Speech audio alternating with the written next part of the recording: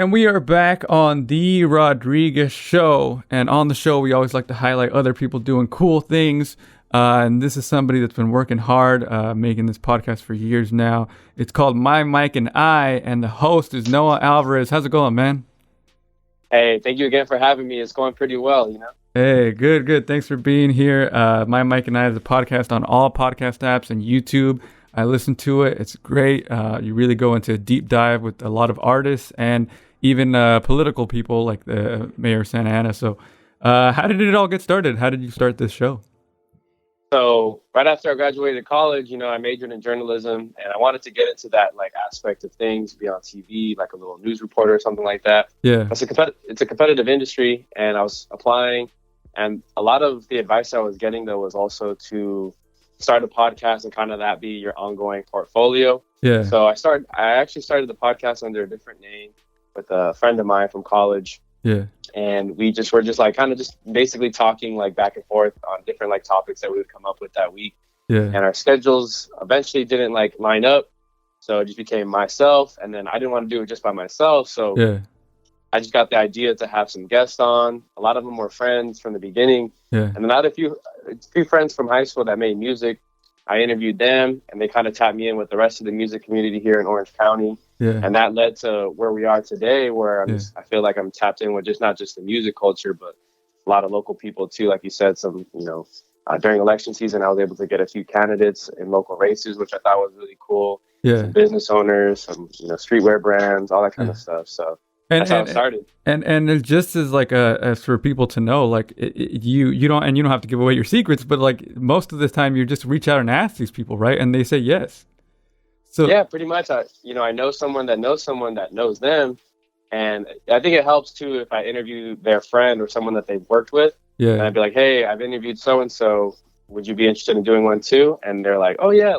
I think that opens it up, because there's been a few times where I do reach out, they don't say anything back. But I think when I get that interview with a close friend or someone they work with, they're more willing.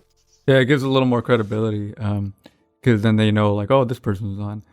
So who were some of the people that was you starting a podcast? Did you listen to any podcasts? Do you listen to any podcast? Yeah, I do listen to a lot of podcasts, and even growing up, I listened to a lot of Big Boy on the radio. Back when he was on Power 106.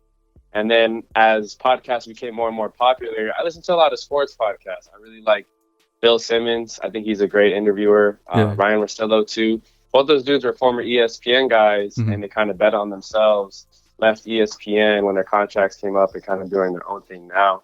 But I also like All the Smoke with Matt Barnes and Steven Jackson. That's a fun podcast. Yeah. Mike Tyson has a podcast now too.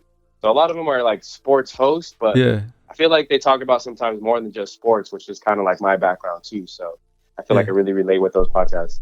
And and there's I saw on the show, at the beginning you would have episodes where you just went over the playoffs or stuff like that. So it's good that it's there's so many topics that you cover, and it's a variety of it.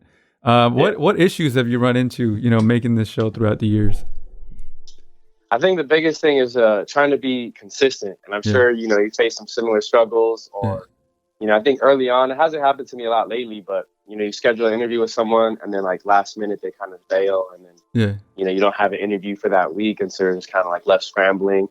I think the biggest thing too is just, not what I struggle with personally is sometimes I get nervous to ask people, because I've been rejected before in the past. And so, there's someone that, even if I know them or know someone that knows them and they put in a good word for me, I still just get nervous, to ask people to be on the show. So it's kind of getting over that fear, building some self-confidence and everything. But, I think that's what a lot of people struggle with. Yeah, it sucks too, because I've been there where you're like, yeah, can you do this? And they're like, oh, I'm too busy for that. And we're like, oh, okay. It sucks to feel that way, but I guess it's just the risk of reaching out to people. How long does it take? How long does it take for an episode? Planning and editing, all that stuff. I mean, the planning is pretty simple. I reach out to someone and maybe set up a date. That takes a couple minutes, but then actual day of recording, I try and shoot for an hour-length show, but a lot of times they go over if it's a good conversation. So I would say about hour and a half to record. Actually set up the day of, and then for record or for editing the recording, probably another 45 minutes to an hour.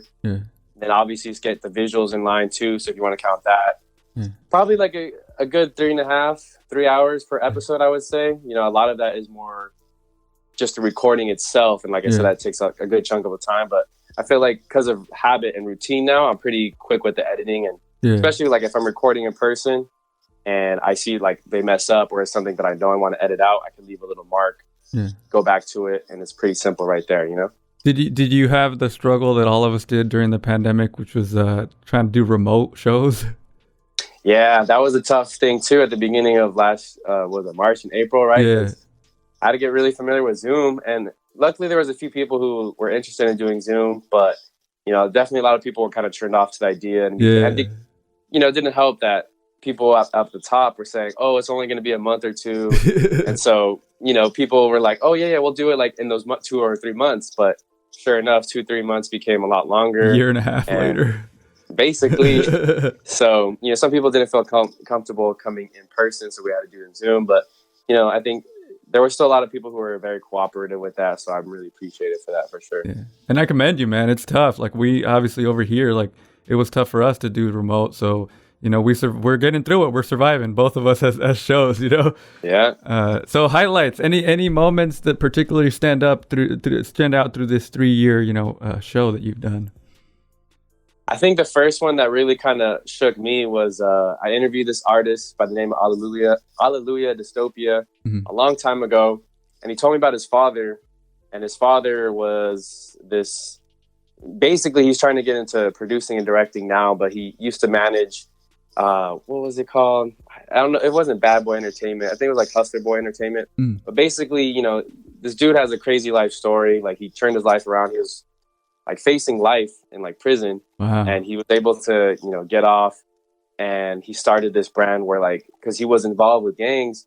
Basically he went to like the movie industry and like supplied, you know, real life looking like cholos or vatos or lowriders or basically anything you need to make like your scene in the hood. And he's done that for like Training Day, a few like criminal shows too. So I thought that was super dope. And, you know, meeting him and then just him having such a like positive story on the show, but also just kind of like really like working with me outside of the show too. After we record, we still keep in contact. And you know, he's definitely like someone that I look up to. And he, what do you call that? I guess he's really trying to mentor me. So I think that was that was really a cool moment for me. And then more recently, last November, this was another Zoom interview. I want to say it was through Twitter. Yeah, through Twitter, I met this doctor. His name is like, he goes by the Millennial MD on Twitter. That's like his, you know, username. And, but he was tweeting a lot of like good, relevant stuff. And he's, you know, he's first generation Mexican-American like myself and so many others here in Orange County. So, you know, I interviewed him. He was super dope. I think that podcast was like over 2.5 hours. He could just talk, but it was super cool because I just randomly shot my shot via DM on Twitter. He's verified too. Like he's a verified person on Twitter. So I was like, oh shit, like he actually responded. He wants to do it. He talked for 2.5 hours, gave some great advice. And he, you know, put me on to some other people too that I'm going to have on in the future. So that was super cool. That's nice, man. Do you still get nervous when you do these interviews? 100%, man. Like sometimes the 10 minutes right before the interview starts, I'm like, I think I got to cancel. I think I got to cancel. I think I get more nervous for the Zoom interviews, believe it or not, too, versus the in-person. Because in person, I know, like, you know, we have a chair out, I can get them water, like, it's more of a relaxing vibe. But sometimes it's just like in the computer, it's kind of hard to read the energy sometimes. You know, I don't want to interrupt them when they're talking, and they don't want to interrupt me. So it's kind of a different vibe. But definitely the Zoom interviews, I still get pretty nervous. Yeah. I mean, even right now, right before I called you, I was like, fuck, I'm stressing out. Like, it always happens, even though, like, everything is set. Like, I've been ready for, like, half an hour, and then all of a sudden, the last 10 minutes, I don't know I'm ready. I don't know if I'm ready. It's like, it always happens. That's tight, man. So obviously, you know, doing this, you know, the discipline to continue to do this for as long as you have you learned anything about yourself during the making of this show? I think the biggest thing I've learned about myself is I like learning. And, you know, I think if you listen to a few different episodes, it's such a like wide range of topics and people that I have on the show.